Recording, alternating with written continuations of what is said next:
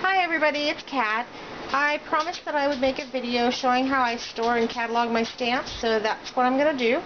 I've got a couple of binders here, and you'll notice one says sentiments and one says images. This is how I catalog my stamps. What I do when I get a stamp, the first thing I do is come home and stamp it in my binder. Fonts and alphas go here. So anytime I need an alpha, all I have to do is look through here and find the one that I want.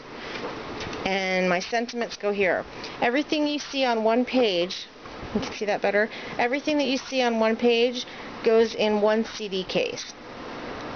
So if I need to go and find a sentiment, all I have to do is just go flip through here, find it, and then look up here where it says number 2, Allie Edwards, Kids Are Cool. So I know to go to my my Jetmax cube where I keep them, and I'll look in the sentiment section, which has a pink dot. Every sentiment is in a CD case with a pink dot, and it has a number on it. So I'll look up that number and pull out that CD, and that's where my stamps are stored. And I'll show that to you in just a second. First, I want to show you. This images folder is just the same. The only difference between this one is that there's a lot more, but also my big stamps, stamps that are this size, that big, or bigger, such as my background stamps, like this, I don't unmount those. I keep those on the wood block, so I just stamp those in here. And then my regular images, like I said, everything you see on one page goes in one CD case. So let me close that. Now I'll show you how I store them. Most of, and I would say 99% of my stamps are in CD cases such as this. It'll have the sticker with the corresponding color and number on it. And I store, if it's an acrylic stamp, I store it on both sides of the CD case, because you can fit, this is 1, 2, 3 sets. So I've got 3 sets of stamps in this one CD case. Now, if it's a foam mounted, unmounted, whatever stamp, a rubber stamp, let me show you what that looks like.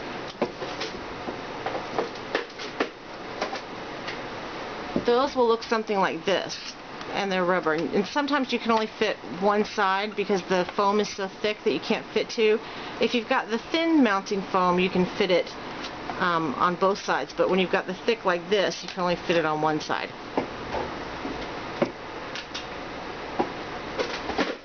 So that's how I store them. With a few of my stamp sets, they are too big to put in a CD case. So what I do is I use these little plastic containers, and I got these at a thrift store once. I got a whole stack of them, and I save them just for my stamps. So I'll stamp the images up here, open it up, and I store the stamps on this side and on this side. So for instance, this is a Peachy Keen, what's this called? Peachy Keen Critter Faces size large. So this set's in here. I know that if I want any of these faces, all I have to do is go in here and look for where it was, and that's it. So that's how I store my stamps, either in CD cases or, like I said, in here. And those are my binders. Now I'm going to flip you around and show you where I store my stamps. So hold on just one second.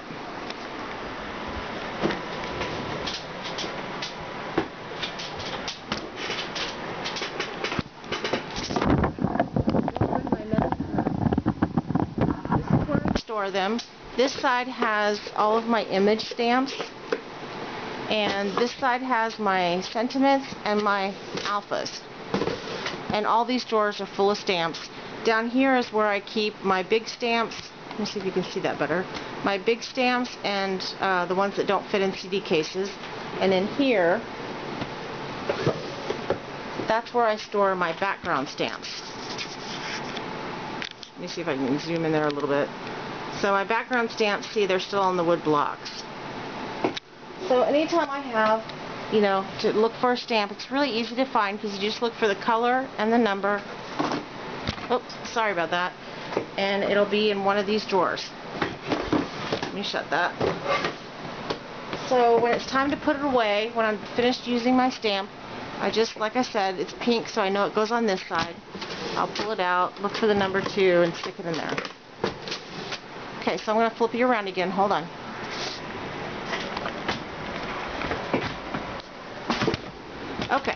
So that's how I store my stamps, and the binders are how I catalog them. If you have any questions about how I do this, please leave me a comment or send me a message, and I'll be happy to answer any questions that you have. I hope that this helps somebody, and thanks so much for watching. I'll talk to you next time. Bye.